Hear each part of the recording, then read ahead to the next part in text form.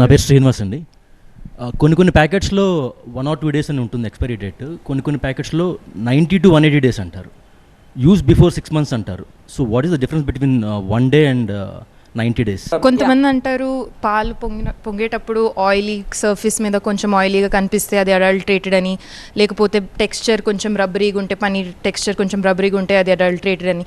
అలా is there any way for జనాలకి అలా తెలిసేటట్టు?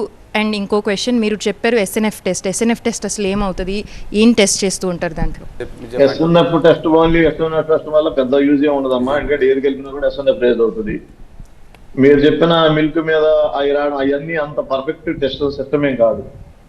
ఇప్పుడు టెస్టింగ్ కిట్స్ అనేటప్పుడు నేను మొన్న ఐడియా ఢిల్లీ సెమినార్కి వెళ్ళామా, అక్కడ నేను చూశాను.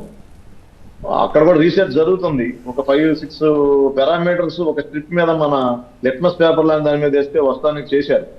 కానీ ఏమవుతుందంటే అది కన్సూమర్ ఎఫర్ట్ చేయలేదు. ఒక స్ట్రిప్ 200 ఉంది. రెండవది ఇప్పుడు వారు అన్నారు 90 days ఏంటి 1 day. 90 days అనేది టెట్రాప్యాక్ అండి. టెట్రాప్యాక్ అనేది దట్ ఇస్ డిఫరెంట్ టెక్నాలజీ. చాలా క్లోజ్ మెషిన్, ప్యాకింగ్ మెషిన్ దగ్గర నుంచి ప్యాకింగ్ మెటీరియల్ దగ్గర నుంచి అన్ని హైలీ కాస్ట్లీ. అసలు హై హీట్ లో టెంపరేచర్ లో అది ఇదయ్యి మన స్టెరిలైజ్ అయ్యి మొత్తం అదంతా ఎంటైర్ డిఫరెంట్ ఎక్విప్మెంట్ దానిలో ప్యాక్ అవుతుంది. కాబట్టి బ్యాక్టీరియా లోపలికి పోవడానికి వీలు కాకుండా పై ప్యాకింగ్ మెటీరియల్ కూడా ఉంటుంది. దానివల్ల ఎందుకంటే బ్యాక్టీరియా లోపల పోయినప్పుడే పాలు చెడిపోతుంది. ఆ బ్యాక్టీరియా లోపల పోకుండా ప్రివెంట్ చేస్తారు కాబట్టి 80 days, 90 days, ఈవెన్ 180 days అలా డిఫరెంట్ టెక్నాలజీని బేస్ చేసుకుని ఇస్తారమ్మా. అవి ప్యూర్ మిల్క్. అది దానిలో ఏముంటుందో తర్వాత మళ్ళీ మొత్తం ఒకటేసారి యూజ్ చేసుకోవాలి మళ్ళీ.